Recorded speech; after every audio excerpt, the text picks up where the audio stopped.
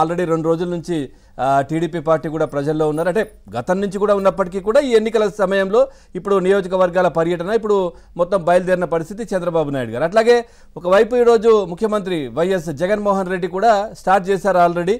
So ఏం చెప్తారు వీటికి సంబంధించి? ముందుగా నాతో సమానంగా ప్యానెల్లో కూర్చున్న ప్రతి ఒక్క పెద్దలకి నమస్కారం అండి. అలాగే ఏబిఎన్ ఛానల్ ప్రజలందరికీ కూడా నా నమస్కారాలు. ముందుగా ఏబిఎన్ ఛానల్ ప్రజలందరూ ఏదైతే ఇది చూస్తున్నారో ఆ ప్రజలందరికీ, మన ఆంధ్ర రాష్ట్ర ప్రజలందరికీ కూడా ఒకటి తెలియజేయాలనుకుంటున్నాను మీ ఛానల్ ద్వారా. ఈసారి గనక అధికార మార్పు అనేది జరగకపోతే మన ఆంధ్ర రాష్ట్రం రావణ కష్టంగా మారిపోతుందని నేను ఖచ్చితంగా మీ అందరికీ తెలియజేస్తున్నాను.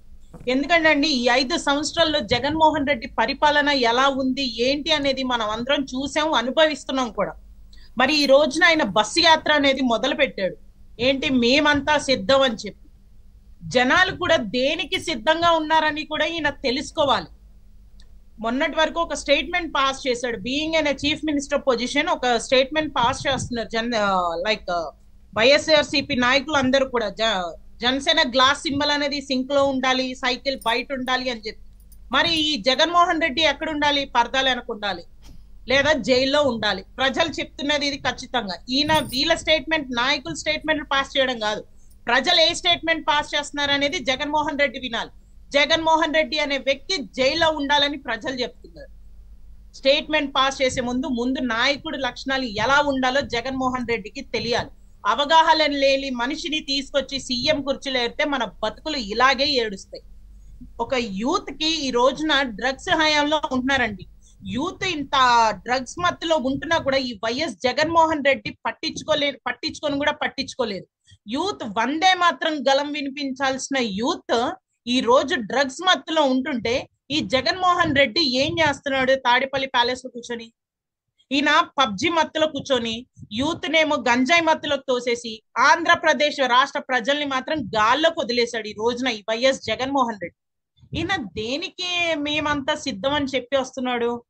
ఈ జగన్మోహన్ రెడ్డి మేమంతా సిద్ధం అని చెప్పడానికి దేనికి వస్తున్నాడు అంటే ఆడవాళ్ళ శీలాలు దోచేయడానికి వస్తున్నాడు. ఎందుకంటే ఈ మద్యపాన నిషేధం చేయకుండా మళ్ళీ మధ్య తరగతిలో ఉన్న జనాలు బ్యాంక్ ఖాతాల నుంచి డబ్బులు కాజేయడానికి మేమంతా సిద్ధమని చెప్పడానికి వస్తున్నాడు.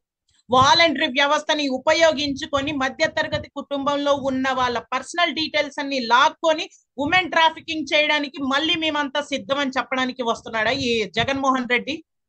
ఇన్ని రోజులు రాని ఈ జగన్మోహన్ రెడ్డి పరదాలెనక దాకుని ప్రజల మధ్యలోకి రావాలంటేనే వణుకు పుట్టే విధంగా ఉన్న ఈ జగన్మోహన్ రెడ్డి ఈ రోజు బస్సు యాత్ర పెట్టుకొని వస్తున్నాడు అంటే మళ్ళీ ప్రజల్ని ఏ రకంగా ఎరేయడానికి వస్తున్నాడో ప్రజలందరూ కూడా తెలుసుకోవాలి. ఇందాక మేడం జోష్నా గారు అన్నట్టు ఈ వర్గం ఆ వర్గం అన్నట్టు కాదండి. ఒక దళిత సామాజిక వర్గానికి చెందిన మహిళగా నేను చెప్తున్నాను. దళిత సామాజిక వర్గానికి మేనమామ అని చెప్పుకునే ఈ వైఎస్ జగన్మోహన్ రెడ్డి అసలు దళితులకి ఏ పట్ల న్యాయం చేశాడు అనేది ప్రజలకి ప్రతి ఒక్కరికి తెలియాలి. ఈ రోజున దళిత ఓట్లు ఉన్నాయని చెప్పి ఈయన విర్రవీగుతున్నాడు. కానీ నా దళిత సోదరులకి సోదరిమణులకి ఒకటే చెప్తున్నాను నేను, మన దళిత యువకుడిని అతి దారుణంగా హత్య చేసి డోర్ డెలివరీ చేసిన అనంత్ బాబుని ఒక హంతకుడిని పక్కన పెట్టుకొని తిరుగుతున్న ఈ వైఎస్ జగన్మోహన్ రెడ్డి దళితులకి ఏ పట్ల న్యాయం చేశాడు అనేది ప్రతి ఒక్కరు కూడా తెలుసుకోవాలని నేను చెప్తున్నాను. అంటే మన దళిత సామాజిక వర్గం చెందిన ఎమ్మెల్యేలు వైఎస్ జగన్మోహన్ రెడ్డి పార్టీలో ఉన్నా కూడా ఎందుకు వాళ్ళు స్పందించలేకపోయారు?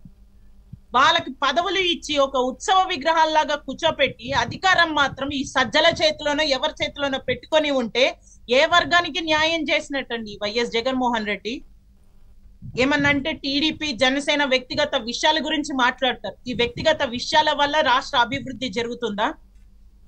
పవన్ కళ్యాణ్ గారు వ్యక్తిగత విషయాల వల్ల రాష్ట్ర అభివృద్ధి ఆగిపోతుందా? నారా చంద్రబాబు నాయుడు గారు అసలు ఆయనకున్న అనుభవం ఎంత అండి?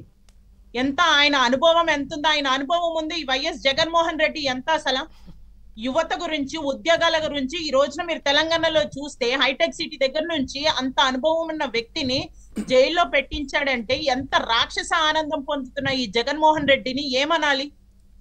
అభివృద్ధి గురించి మాట్లాడవయ్యా బాబు అంటే పవన్ కళ్యాణ్ గారు పెళ్లిల గురించి మాట్లాడతారు. రైట్. రియా గారు ఇప్పుడు 30వ తారీఖు నుంచి మీ పార్టీ అధినేత అంటే జనసేనాని పవన్ కళ్యాణ్ కూడా రాబోతున్నారు. అంటే ఇంతకాలం కూడా ఎక్కడ ప్రచారానికి వెళ్ళినా ఎక్కడ ప్రజల దగ్గరికి వెళ్ళినా ఇబ్బందులు పెట్టే పరిస్థితి. కానీ ఇప్పుడు కోడ్ వచ్చినా కానీ అట్లాంటి పరిస్థితులే కనిపిస్తూ ఉన్నాయి. ఎట్లా ఉంటుంది అనుకుంటారు? 30 తారీఖు నాడు ఏ విధంగా ఉండే అవకాశం ఉందంటారు? ఎందుకంటే చాలామంది పోలీస్ డిపార్ట్మెంట్లో ఉన్న వాళ్ళు కావచ్చు, లేదంటే అధికారులు, కలెక్టర్లు కూడా ఒక 1/2 డజన్ మంది ఇంకా కోడ్ వచ్చిన విషయం కూడా మర్చిపోయారు. ఇంకా జగన్మోహన్ రెడ్డి వైపే పనిచేస్తున్న పరిస్థితులు ఏం చెప్తారు? ముందు వారాహి యాత్రలో కానీ ఏదైనా కూడా మేము జగన్మోహన్ రెడ్డి గారు చేసినటువంటి అవినీతి పరిపాలనని, ఆయన ఏమేం చేస్తున్నాడు అనేది మా పవన్ కళ్యాణ్ గారు ఎలా అయితే ప్రజల్లోకి తీసుకెళ్లారో, మళ్ళీ ఇదే యాత్రలో ప్రజలకి దేని వల్ల అయితే ఇబ్బంది పెట్టారో దాని మీదనే చంద్రబాబు నాయుడు గారు గాని పవన్ కళ్యాణ్ గారి మాట్లాడడం జరుగుతుంది. అదే ప్రజల్లోకి తీసుకెళ్తున్నాం. మాకైతే వ్యక్తిగత విషయాలు తీసుకొచ్చి ఫైట్ చేసేంత టైం మాకైతే ఉండదు. మాకు ప్రజల అభివృద్ధి ఇంపార్టెంట్, వాళ్ళు పడుతున్న సమస్యని పరిష్కరించడమే ఇంపార్టెంట్ గా ఈ రోజు దశాదిశ నిర్ణయం తీసుకొని ఉమ్మడిగా ముందుకెళ్లాలని నిశ్చయించిన మా అధినేతలందరికీ వాళ్ళ అనుసరిస్తూ వాళ్ళ అభిప్రాయాన్ని మేము అనుసరిస్తూ మా కార్యకర్తలందరూ కూడా ముందుకెళ్లాలని మేము సిద్ధంగా ఉన్నాము. అలాగే పిఠాపురంలో ఎవరిని అడిగినా ఏ తలుపు తట్టినా కూడా ఈసారి పవన్ కళ్యాణ్ గారికే సీటు ఖాయం. మాకు 10,000 ఇచ్చినా, 20,000 ఇచ్చినా, 50,000 ఇచ్చినా కూడా పవన్ కళ్యాణ్ గారినే ఖచ్చితంగా గెలిపించుకొని అసెంబ్లీలోకి పంపిస్తాం అని చెప్పి బలంగా ఉన్నారండి ఈ రోజున పిఠాపురం ప్రజలందరూ కూడా. రైట్. రాజేష్ గారు, మీరు ఇందాక ఇంటరాక్షన్ గురించి కూడా మాట్లాడారు. జగన్మోహన్ రెడ్డి ప్రతి ఉదయం కొద్దిమంది మేధావులుగా